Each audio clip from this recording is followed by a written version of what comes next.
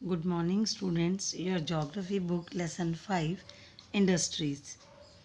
इससे पहले का चैप्टर जो था वो हमने एग्रीकल्चर का पढ़ा, जिससे कि हमें रॉ मटेरियल मिलता है। अब हम उस सेकेंडरी सेक्टर पर आगे, जो सेकेंडरी एक्टिविटीज़ होती हैं उसमें कौन सी आती हैं? इंडस्ट्रीज़, जिसमें रॉ मटेरियल की प्रोसेसिंग की जाती है।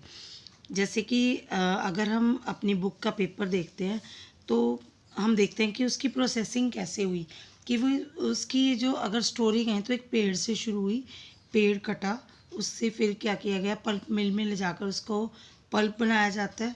उस पल्प की फिर से प्रोसेसिंग की जाती है, केमिकल्स मिक्स किए जाते हैं और उससे क्या बनाया जाता है? पेपर। उस पेपर को बनाने के बाद फिर उसकी प्रोसेसिंग की जाती है, जहाँ पर कि इंक जो होती है, केमिकल से बनी हुई इंक से प्रेसेस में ले जाकर उसके ऊपर प्रिंटिंग का काम जो है किया जाता है। और फिर क्या होता है? फाइनली वो हमारे हाथों तक पहुंच पाती है। Secondary activities or manufacturing change raw material into products of more value to people। ठीक है, पेड़ों की वैल्यू थी हमारे लिए, लेकिन उसके बाद क्या हुआ कि उस रॉ मटेरियल की जब प्रोसेसिंग की गई तो वो क्या बन गया? पेपर बन गया, और पेपर जो है वो हमारे लिए ज़्यादा यूज़फुल हो गया। The paper made from pulp and cloth made from cotton have had value added to them to each stage of the manufacturing process. In this way, the finished product has more value and utility than the raw material that is made from। जैसे कि cotton है, अगर हम cotton देखें तो उसका हमारे लिए यूज़ कम होगा। जब हम उसको कपड़ा बनाते हैं, उसकी प्रोसेसिंग करते हैं, पहले यार्न फैक्ट्रीज़ में जाता है, धागा बनता है, उसके बाद उसके कपड़ा बनता है, फिर उसके बाद उसके ऊपर प्रिंटिंग का काम किया जाता है, तो क्या हो जाता है? उसकी वैल्यूज़ जो होती हैं, उसकी डिमांड और उसकी वैल्यूज़ जो होती हैं वो ज़्यादा बढ़ जाती हैं। Industry refers to an economic activity that is concerned with production of goods, extraction of minerals or the provision of services। Industry क्या होती है? जो एक इकोनॉमिक एक्टिविटी होती है जिस किससे कंसर्न्ड है? प्रोडक्शन ऑफ गुड्स, गुड्स जो है उनको प्रोड्यूस किया जाता है, एक्सट्रैक्शन ऑफ मिनरल्स, मिनरल्स जो होते हैं उनको एक्सट्रैक्ट किया जाता है, या फिर जो सर्विसेज जो होती हैं लोगों को प्रोवाइड करवाई जाती हैं।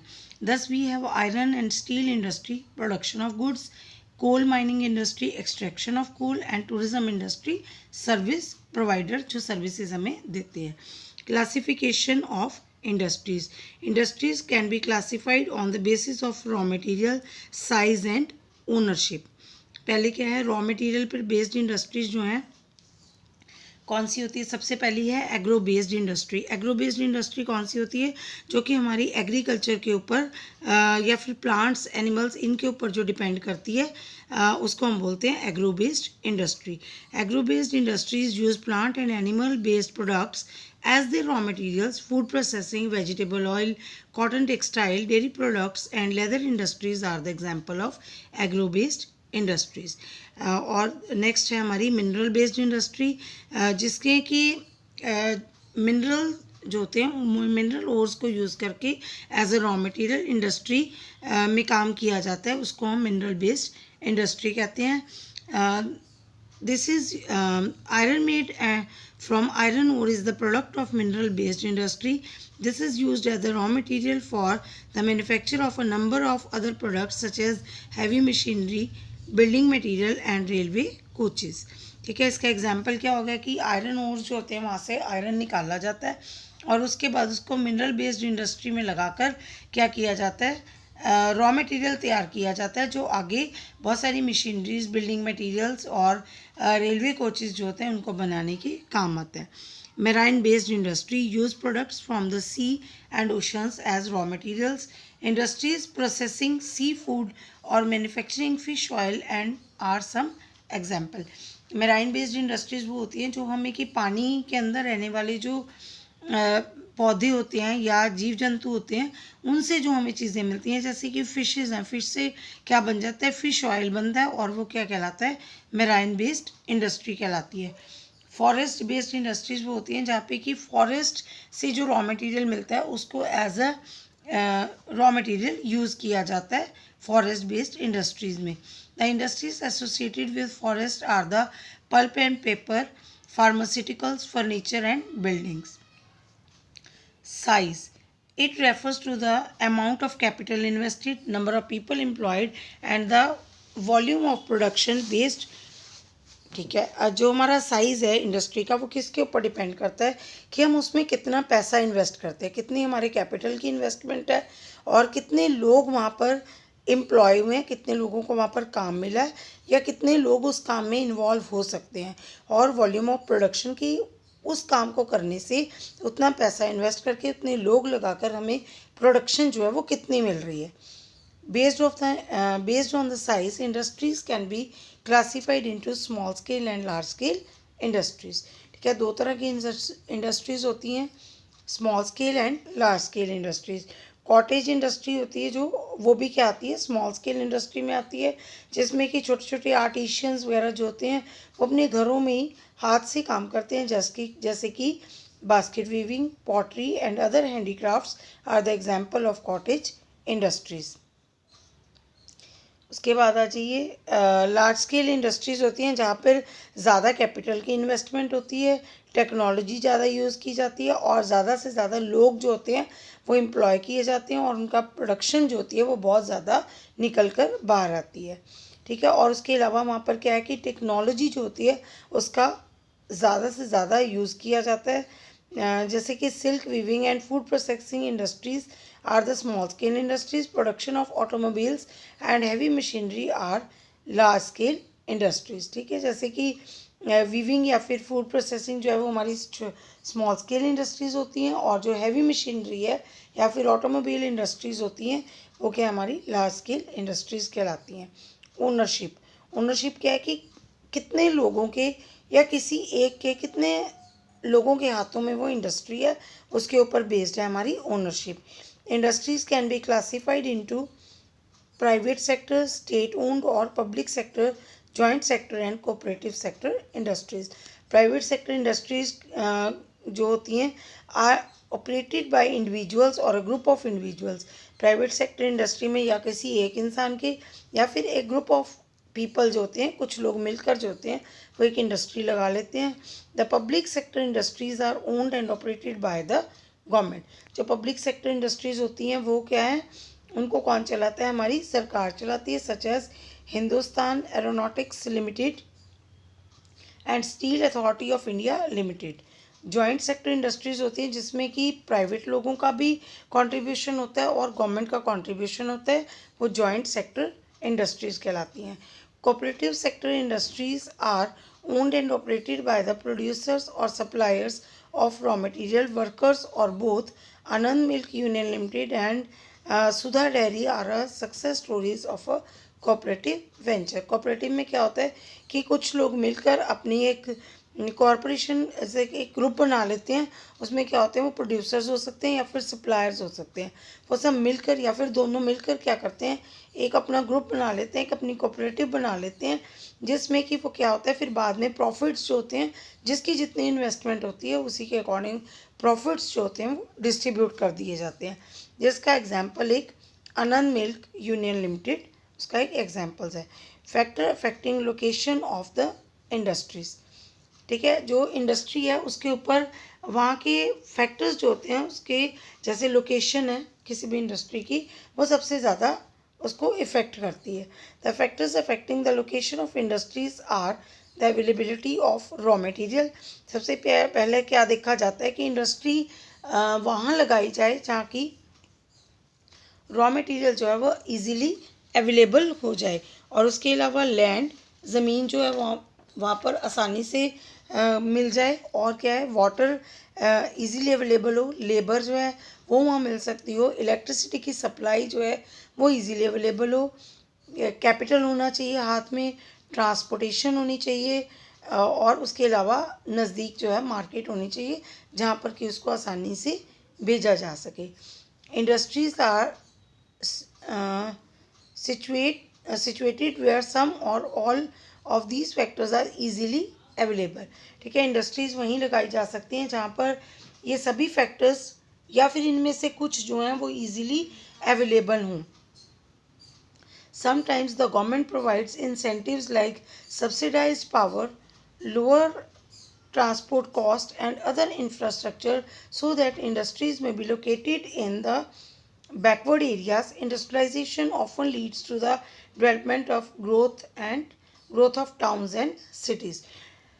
अब कहाँ पर इंडस्ट्री लगाई जा सकती है, जहाँ पे क्या करती है गवर्नमेंट कई बार क्या दे देती है उनको, इंसेंटिव दे देती है या फिर सब्सिडी देती है। जैसे कि इलेक्ट्रिसिटी का यूज़ जो होता है एग्रीकल्चर फील्ड में या फिर इंडस्ट्रियल फील्ड में ज़्यादा होता है, तो गवर्नमेंट क्या करती है इलेक्ट्रिसिटी पर लोगों को सब्सिडी प्रोवाइड करवा देती है, और ट्रांसपोर्ट की कॉस्ट जो है वो बहुत कम पड़े, और उसके अलावा इंफ्रास्ट्रक्चर जो है वो इजीली अवेलेबल हो, ताकि इंडस्ट्री जो है आसानी से लगाई जा सके। और इंडस्ट्री जो है वो ज़्यादातर बैकवर्ड एरियाज़ में लगाई जाती हैं, जिस वजह से क्या है एक तो लोगों को रोज़गार मिल जाता है, और दूसरी बात होती है कि वहाँ पर शहरों का विकास जो है वो होना शुरू हो जाता है।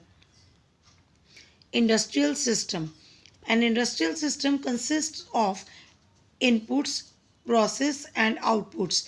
The inputs are the raw material. ठीक है, इंडस्ट्रियल सिस्टम क्या है, जिसमें हम क्या करते हैं इनपुट डालते हैं।